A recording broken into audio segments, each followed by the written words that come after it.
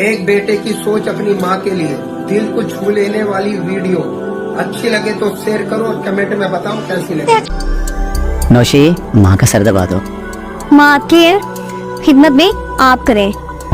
वैसे भी इस्लाम मुझे जायज़ हक देता है, बहू होने के नाते आपके वालिदैन की जिम्मेदारी मुझ पर नहीं है। चलो, है तो ऐसा ही। ठीक ही तो कह रही है बहू। जाओ बेटा, आराम करो, थक जाओगी। बाजी, आपका बहुत शुक्रिया। हाँ, आप भी कमाल करती हैं। ऐसे तो वो कोई जिम्मेदारी नहीं ले गई। देखो बेटा, वो हक पर है। हमारे ज़माने में तो कोई सुनता नहीं था, अब ज़माना बदल गया है। शुक्र है औरतें भी बोलने लगी अपने हक के लिए। माँ होने के नाते आपके भी तो हकूक हैं। वो तुझ पर है, करो पूरे।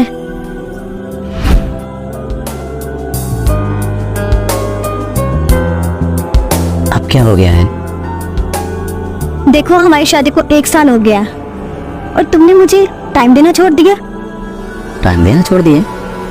कब छोड़ दिए? रोज रात को तुम्हारे पास ही तो होता हूँ। मेरा वो मतलब नहीं है। फिर क्या मतलब है? मेरा कहने का मतलब है कि तुम मुझसे ज्यादा अम्मी को वक्त देते हो। वो माँ है मेरी और तुम बीवी हो। उनका अपना मकाम है और तुम्हारी अपनी जगह। मुझे वो घर चाहिए जिसमें सिर्फ मैं हूँ। मुझे मेरा अपना अलग घर चाहिए। ये क्या बकवास है? अब बकवास नहीं है ये, अलग घर का हक इस्लाम ने दिया है मुझे। फिर तो मुझे तुम्हारी समझ नहीं आती। यानी आपके कहने का मतलब है कि उसका मुतालबा जायज है? बिल्कुल जायज है, बल्कि घर लेकर देना तुम्हारी जिम्मेदारी है। मगर बेटा, माँ बाप के हकूक का ख्याल रखना भी बहुत जरूरी है। जी, मैं ख्याल रखूंगा।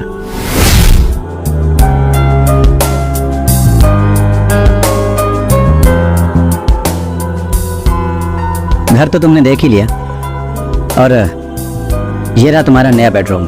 शुक्रिया इरफान, आप कितनी अच्छी हैं। शुक्रिया कैसा मेरी जान। इस्लाम ने जो तुम्हें जायज हक दिए हैं उनको पूरा करना मेरा फर्ज है। अब हम दोनों यहाँ पे रहेंगे और हमें कोई डिस्टर्ब भी नहीं करेगा। आज तो मेरा दिल कर रहा है कि अपने हाथों से कुछ बना के खिलाऊं। अरे वाह, नए घर में आते ही मौज हैं। चलो। अम्मी जान, जैसे आपने कहा था मैंने वैसे ही किया और मुझे मेरा नया घर मिल गया है। इरफान कह रहे थे कि इस्लाम ने हमें जो जायज हक दिया है उसके लिए वो पूरी कोशिश करेंगे। अम्मी जान, मुझे लगता है इरफान आ गया। मैं आपसे बाद में बात करती हूँ।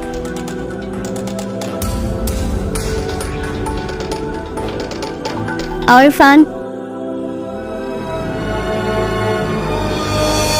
क्या है ये और कौन है ये? ये मेरी दूसरी बीवी है, इरम।